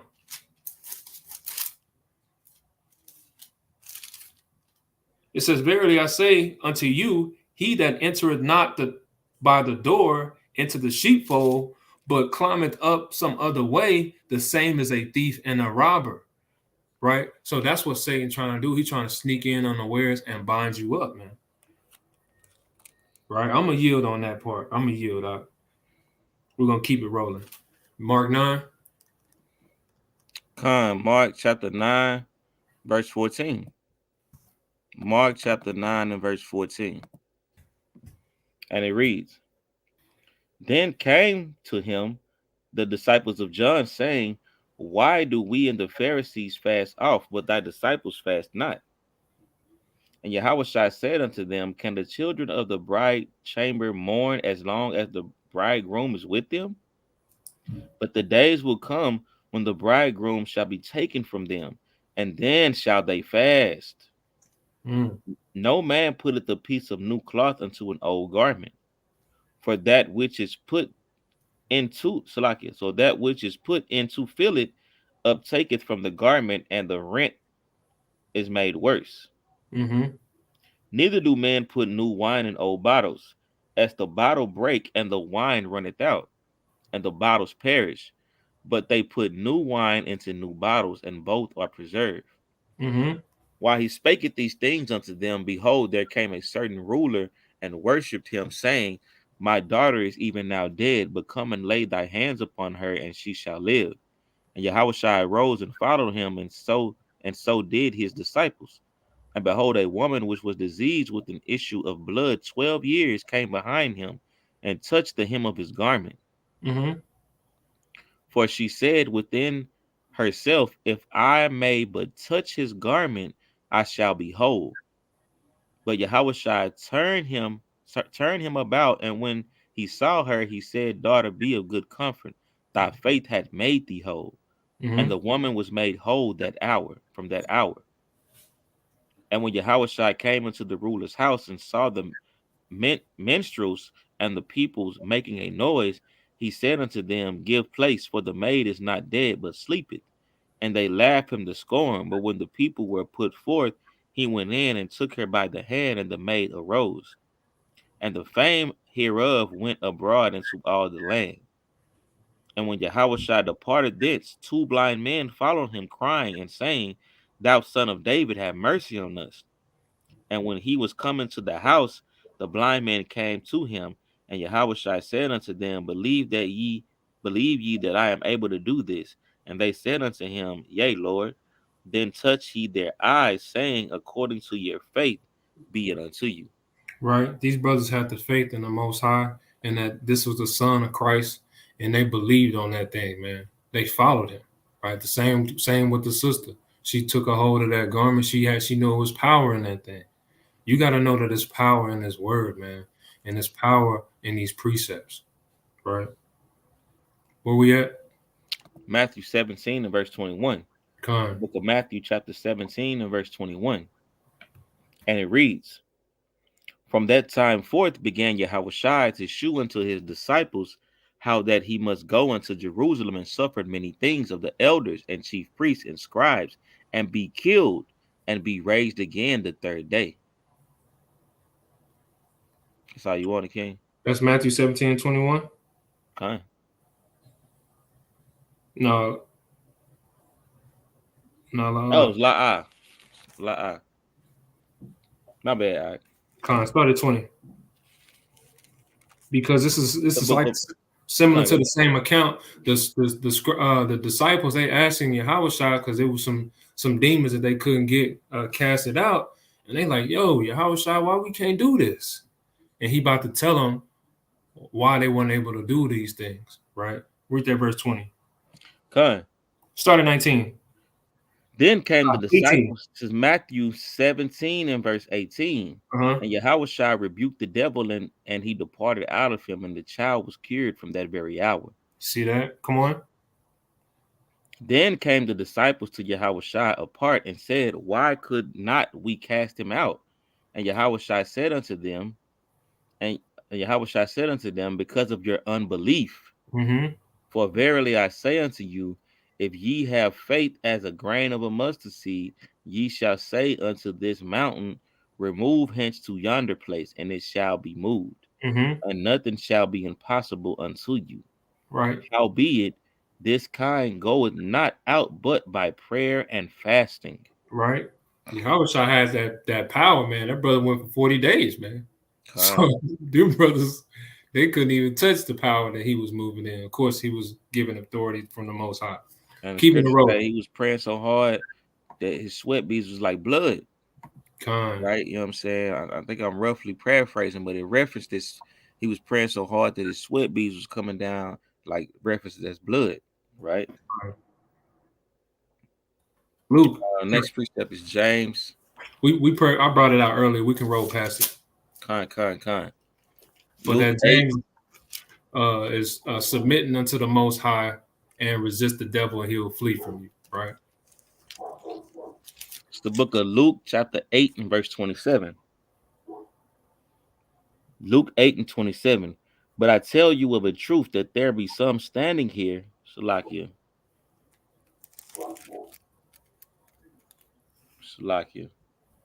Luke 8 and 27. And when he went forward to the land, there met him out of the city a certain man which had devils long time, and wear no clothes, neither abode in any house, but in the tombs. When he saw Yahushua, he cried out and fell down before him with a loud voice, said, What have I to do with thee, Yahushua, thou Son of God, Most High? I beseech thee, torment me not. For he had commanded the unclean spirit to come out of the man. For oft times it had caught him, and he was kept bound with chains and in fetters. But he breaketh the bands and was driven of the devil into the wilderness. Right. It was a damn naked streaker demon, man, running around town, man. Yeah. Filled with demons. right? And it said that he was vexed with these things for a long time, man. A long time. And that's some of our people. We've been, and this is what are you battling with? Cigarettes, nicotine, right? Alcohol, substance abuse, you name it. Any type of spirit that you've been dealing with for a long time, the Most High is able to remove that thing from you, man. You got to have the faith, though, man. That's right. You can't be like, well, Salaki, well, I'm just, I'm gonna pray on it. The Lord knows my heart. Yeah, He know your heart. He know you love that your heart damn wicked thing. as hell. Right. That's what He knows. Go ahead, Salaki. Verse 30, and Yahushua asked him, saying, what is thy name? And he said, Legion, because many devils were entered into him. And they besought him that he would not command them to go out into the deep. And there was there a herd of many swine feeding on the mountain, and they besought him that he would suffer them to enter into them, and he suffered them. Then went the devils out of the man and entered into the swine, and the herd ran violently down a steep place into the lake and were choked. And when they that fed them saw what was done, they fled and went and told it in the city and in the country. Then they went out to see what was done, and came to Yahushua and found the man, and out of whom the devils were departed, sitting at the feet of Yahushua, clothed and in his right mind, and they were afraid. So he done cured this man and made him put on some damn clothes and in his right mind, and it spooked them to see this man moving in order. But he been crazy for so long. When they seen him in order, it spooked them. Hey, how about this though? Hey, it said he was naked. We just brought that out earlier in Genesis, the third chapter. Shame. And James, right? That shame. Oh, shame. Right. So now this brother done put on, people been clothed with righteousness now. Spiritual garment. That's the right? Isaiah 61 and 10. Revelation 16 and 15. Come on, let's keep it going.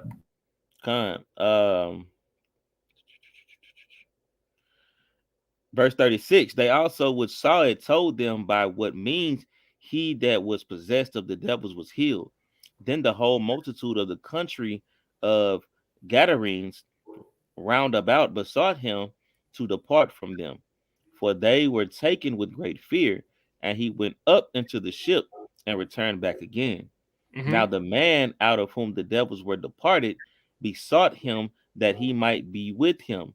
But Yahushua sent him away, saying, return to thine own house, and shew how great things Yahweh had done unto thee. Right. And he went his way and published throughout the whole city how great things Yahushua had done unto him. Hey, man, when you see that marvelous work that the Most High done wrought in you, man, that he done brought to fruition, right? He told you to go publish that thing, right? Don't sit and covet this blessing. That you know your nationality now, you know you're Israelite. You got the ability to now show and tell, man. Put this on display. Put this truth on. What it says in Matthew 5, what man puts a candle underneath the bushel? Right, man. You better go publish that thing. Wave that banner high. Right? Then it says after that, we're going to keep it rolling, but it says after that when everybody seen him, yo, this brother different. They start believing. When Yahushua came, then they was like, what did it say? Verse 40. And it came to pass that when Yahushua was returned, the people gladly received him, for they were all waiting for him. Right? You can have brothers and sisters waiting to receive this understanding with joyfulness and gladness of heart. Right? I got a precept. This is Mark chapter 1 and verse 23. Mark 1 and 23. And it reads, and there was in their synagogue a man with an unclean spirit, and he cried out, saying, let us alone. What have we to do with thee, thou Yahushua of Nazareth? Art thou come to destroy us? I knew thee who thou art, the Holy One of Yahweh. And Yahushua rebuked him, saying, hold thy peace and come out of him. And when the unclean spirit had torn him and cried with a loud voice, he came out of him. And they were all amazed, and so much that they questioned among themselves, saying, what thing is this? What new doctrine is this? For what authority commanded he even the unclean spirits that they do obey him? Right? That's mighty, right? So, hey, who is this coming on the scene to where even the spirits are not only obeying him, but they know him by name and location? Yahushua of Nazareth. They know who he was, right? You know what I'm saying? That's a mighty precept, right? That's why we gotta. Satan don't know you, man. What they say when a man speak. What's that, Sirach? Sirach. Let me get it. Sirach 23. It says when a poor man speaking, they ask, whose man is this, right? But when a rich man speaking, when your name got weight, when it ring bells, right? Then they be like, they extol it to the clouds, right? Roughly paraphrasing. The brother got the precept. Is it 23? Let me get it right quick. God, man. Extol.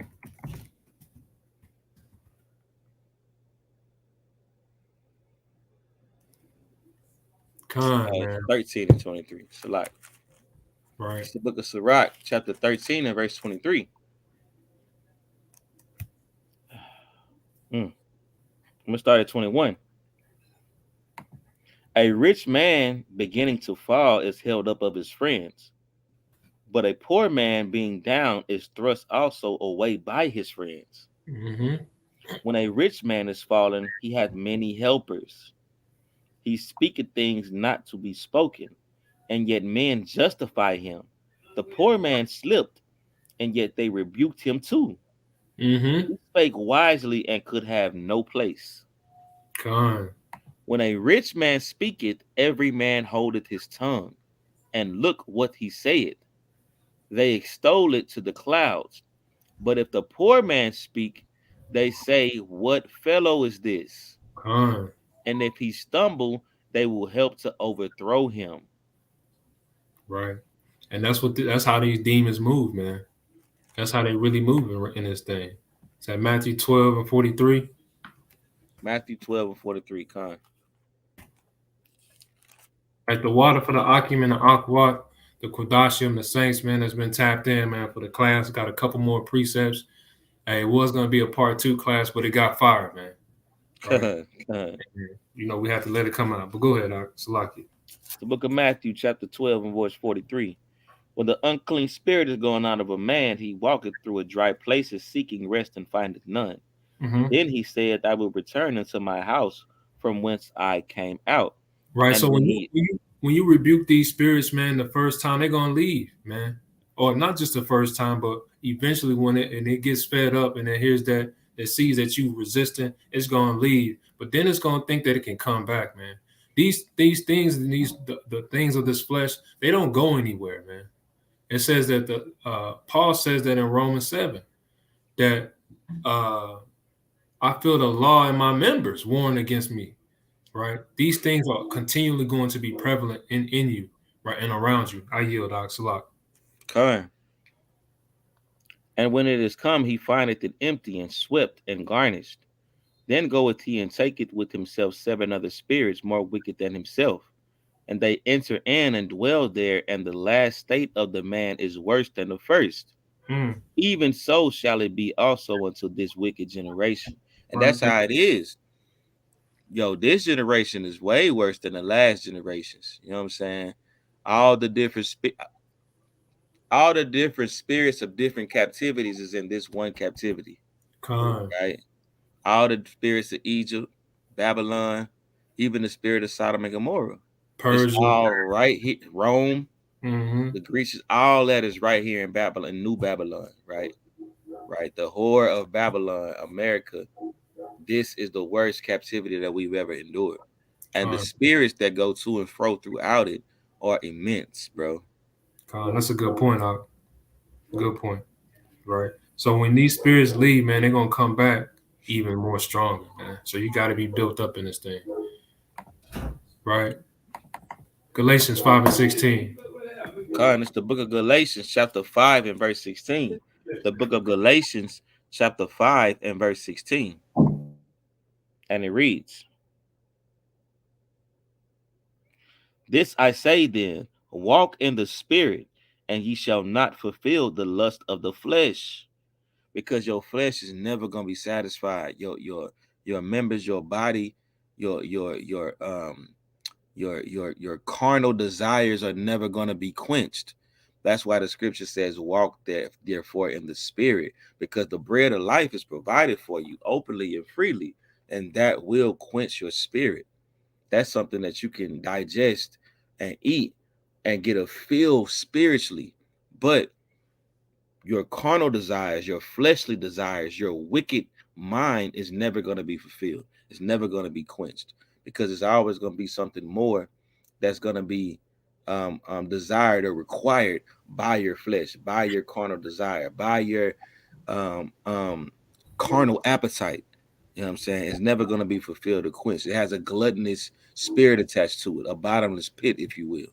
Right? Go ahead, King. Con, that's a good point. I got nothing to add to that. Con. Next precept. You want me to keep going on that? Matter of fact, I am going to keep going. Yeah. Verse 17.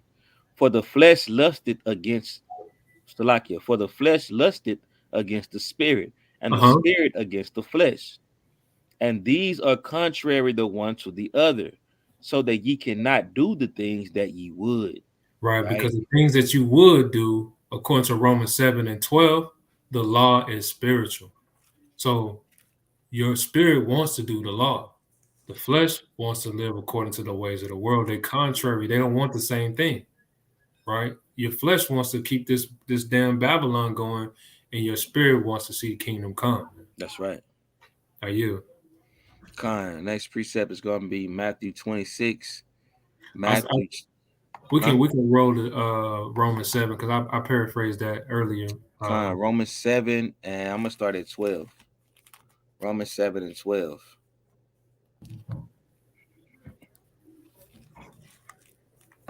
Romans chapter 7, starting at verse 12.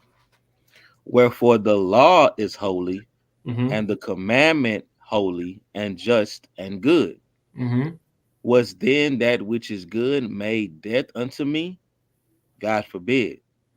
But sin, that it might appear sin, worketh death in me by that which is good, that sin by the commandment might become exceeding sinful.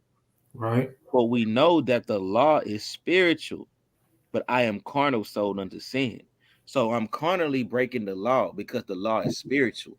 And if I'm not tapped into the spirit, I'm automatically gonna go contrary to the law. The law is a standard set not for the righteous, but for sinners. Right? When you walk in your perfection and keeping the law, and when you walk in the spirit, it's not hard to keep the law. But when you begin to operate in carnality, then you fall short and you become a sinner. Right? You know what I'm saying? And that law is the measuring stick to correct those that fall short. Right? Picking up, you want me to yield on that, or you want me to keep going? I read 14. Yeah. Read that 15. And for that which I do, I allow not. For what I would, that do I not. But what I hate, that I do. Right. So Paul is saying, man, the things that I know I shouldn't be doing, I'll keep doing them. The same demons that I fought before, the same spirits, the same different gluttonous spirits that I used to be attached to, I keep going to them, man. Why am I keep doing this? Read on. Verse 16. If then I do that which I would not, I consent unto the law that it is good.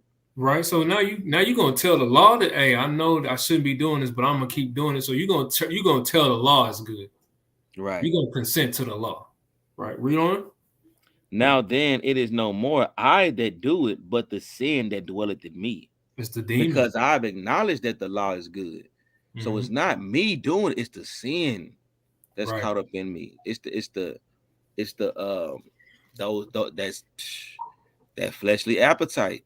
You know what I'm saying? That what's that Little Shop of Horrors, feed me. Well, yeah, you know what I'm saying? That's what it is, though. You know what I'm saying? It's steadily trying to get fulfilled, right? And it's never full.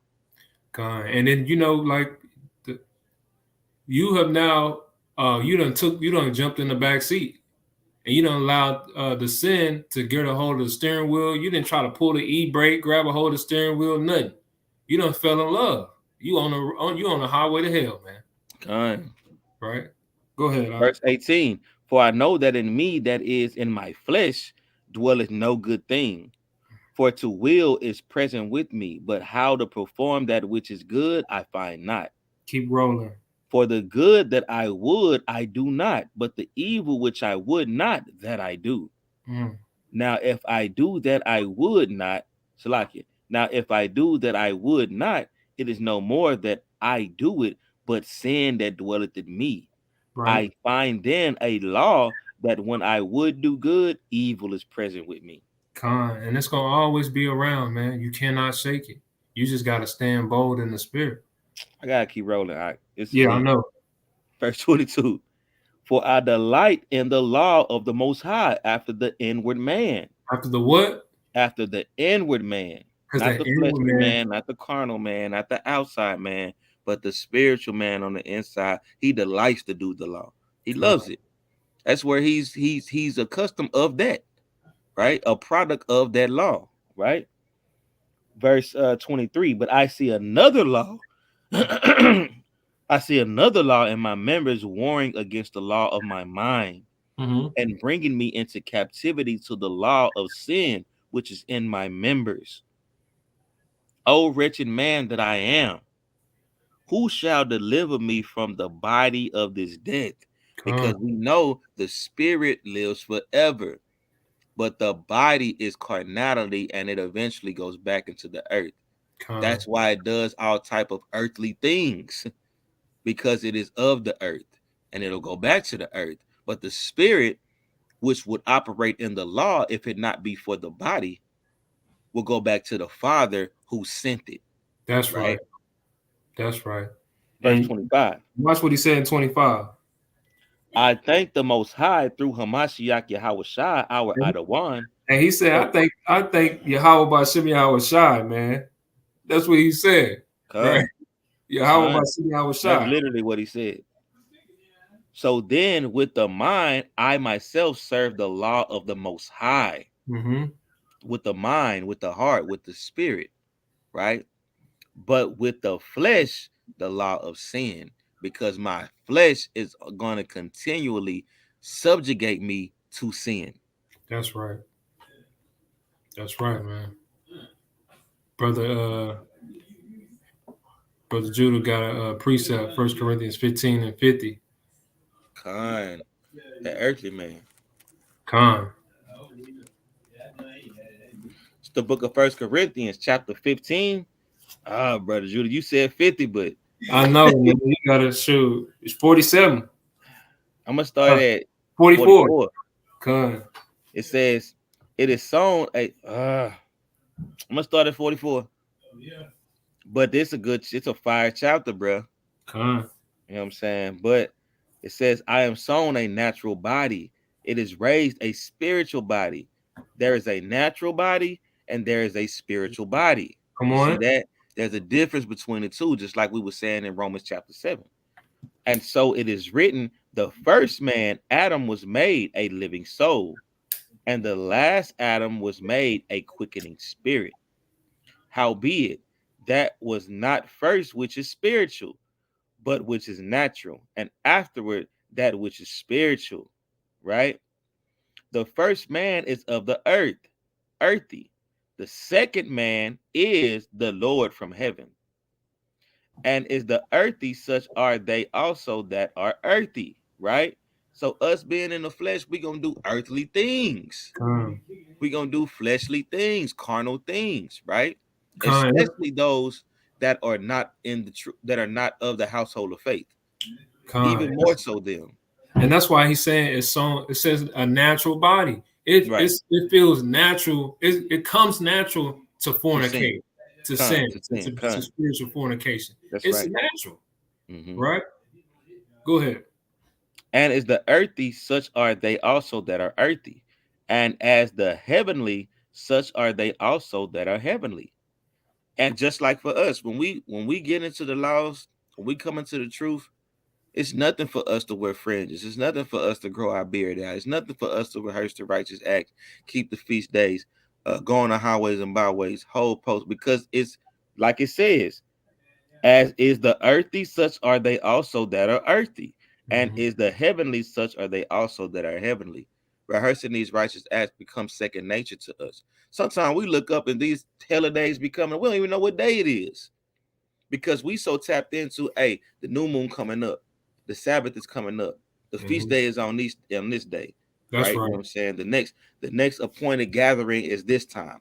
You know what I'm saying? So We in the when spirit. these worldly gatherings come about, we be so far out of the loop sometimes they just run up on us, Con. right? Verse 49. And as we have borne the image of the earthy, we shall also bear the image of the heavenly. Mhm. So now this I say, brethren, that flesh and blood cannot inherit the kingdom of the Most High, neither doeth corruption inherit incorruption. Mhm. Right? You cannot be corrupted and inherit incorruption, which is the kingdom of heaven. You got to rid your members of that incorruption first. Con, Right? man, it's like it won't even. It's like an invisible, if you will, walk with me, invisible boundary that's Mm-hmm. a threshold that it can't pass. Right? Facts. You cannot enter, and that's what it says. Wisdom won't enter into a malicious soul, man. That's right. Wisdom can't enter into it.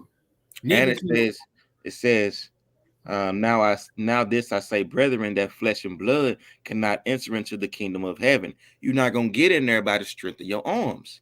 Um, It says our righteousness is of a filthy rag. It's nothing that we're gonna be able to do carnally. That's why there's not a number of sacrifices that we could have made to atone for our sins, because their flesh and blood was not cleansing us. Right? It took the spirit of Christ dying for us and pouring his spirit on us for us to be able to have a chance to even make it back into the kingdom, right? that's Picking up at verse 51. Behold, I shew you a mystery. We shall not all sleep, but we shall all be changed. Man, you can yield right there. yeah, bro. Cause Good, but hey, Judah. that's a good precept, brother Judah. That's a good precept. All right. Con. Um, 2 Corinthians 12 and 7. right. And I get that Romans. Ephesians 6. Con. This is the book of 2 Corinthians, chapter 12 and verse 7. I'm gonna start at 6. I'm gonna start at 5. Yeah, I'm gonna start at 5. It says, "Of such an one will I glory, yet of myself I will not glory, but in my infirmities." Because even Paul knew that as much work that he was doing in the flesh, it paled in comparison to Hamashiach Yahushua. You know what I'm saying?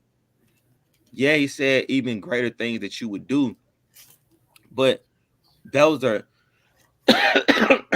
works that we were able to do through him, through his spirit. Why? Because his spirit was perfected by his obedience and being that unblemished lamb. Verse 6. For though I would desire to glory, I shall not be a fool, for I will say the truth. But now I forbear, lest any man should think of me above that which he seeth me to be, or Mm-hmm. that he heareth of me. So don't exalt me Con. overboard. I'm a servant just like you. And it's by the grace of the Most High, man, that the Most High Spirit is on me, and these spirits is able to keep at bay, man. That's right. It's only by the Most High mercy and His grace and favor. That's right. So it's praise Yahweh, it's called halal Yahweh by Shem Yahweh Shai at all times, right? Con. Verse 7, and in closing. And lest I should be exalted above measure through the abundance of the revelations, there was given to me a thorn in my flesh. So Mm-hmm. it's gonna be something that you battling. Everybody. It's gonna be some thorn that the Most High is giving you to be humble, to humble you, whether you choose to acknowledge it or not. Each one of us have a thorn that we're battling, right? To keep the Most High prevalent in our life, to keep us humble enough to continuously call on Yahweh Bashem Yahushua, right? The messenger of Satan to buffet me, right? And that's those evil angels that are going to and fro throughout the earth, right? Mhm. Lest I should be exalted above measure. For this thing I besought the Lord thrice that I might depart, that it might depart from me. So Paul Mhm. said, I cried out to the Most High 3 times to get this thing away from me, That's right. to get this demon or this thorn out of my side, bro. It's killing me. Because what?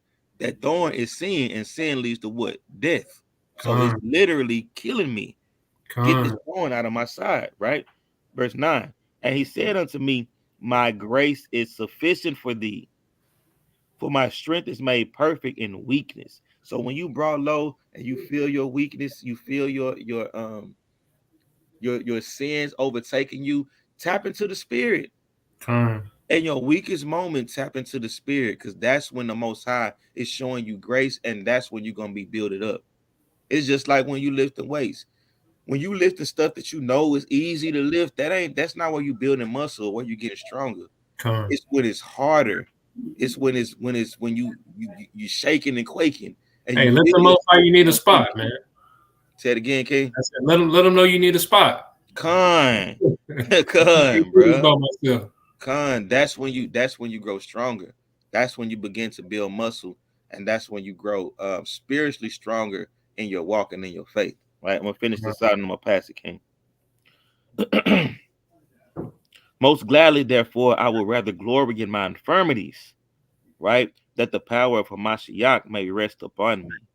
Therefore, I will take pleasure in my infirmities and reproaches and necessities and persecutions and distresses of Hamashiach's sake. For when I am weak, then am I strong. Right, and what he's showing you right here, he's able to be transparent. Yeah, I got a problem, man. This is something that I battle with, man. You got to be real with yourself, man. You got to understand that the Most High is practical, and He's not going to render healing, reproof, or correction to a proud man. He Hey, says and He that's was strong to even say and acknowledge. Yeah, I mhm, got a problem. I'm dealing with something, bruh. right. So like The Most High say He resisted the proud, but He give grace to the humble, man. kind. Right? You can't have that proud heart, man. In closing, we're gonna be in Ephesians 6 and 10, man. This is what you need, right? This is what we all need, man, to continue this battle, right? And this war. Ephesians 6 and 10. It says, finally, my brethren, be strong in the most high. It didn't say in yourself, it says in the most high. And in the power of his might. Put on the whole armor of Yahweh that ye may be able to stand against the wiles of the devil.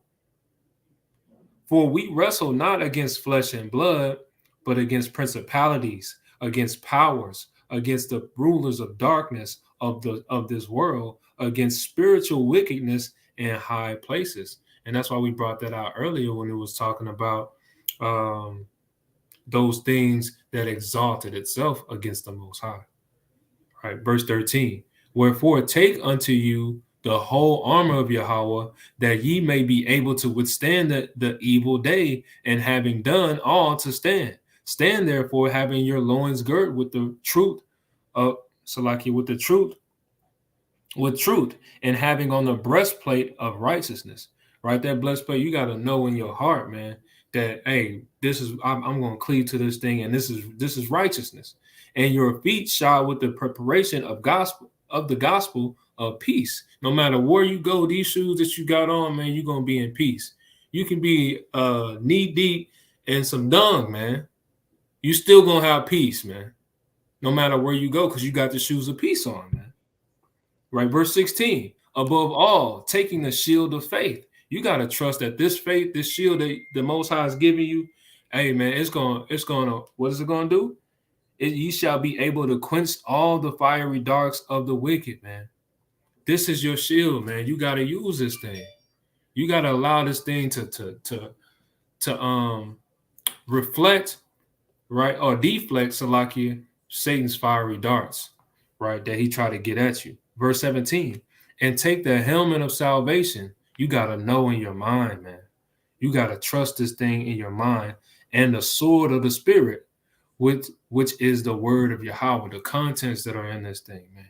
You got to use these precepts. You got to write them on the table of your heart. So when Satan comes to try and sift you, and you can hit him with a precept, right? You can tell him, get thee behind me, Satan, right? And then lastly, verse 18, praying always with all prayer and supplication in the Spirit, and watching thereunto with all perseverance, Salakia, perseverance and supplication for all saints, because this fight, hey, we fighting for this is an army, man. The Most High is building up his army, man. You got to be able to trust the brother that's beside you, man. That he got the same armor you got on, and if he lacking, we all lacking, right? But hey, man, we pray through the Spirit of Yahweh B'Shem Yahushua that this class was edifying, man. It was somewhat of a long class. It ran long, but hey, man, Lord willing, brothers was able to get a better understanding, all right, before they came in, and they're able to leave stronger and mightier when they left, right?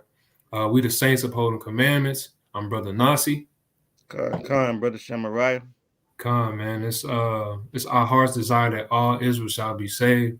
And with that, we're gonna bid y'all a mighty shalom.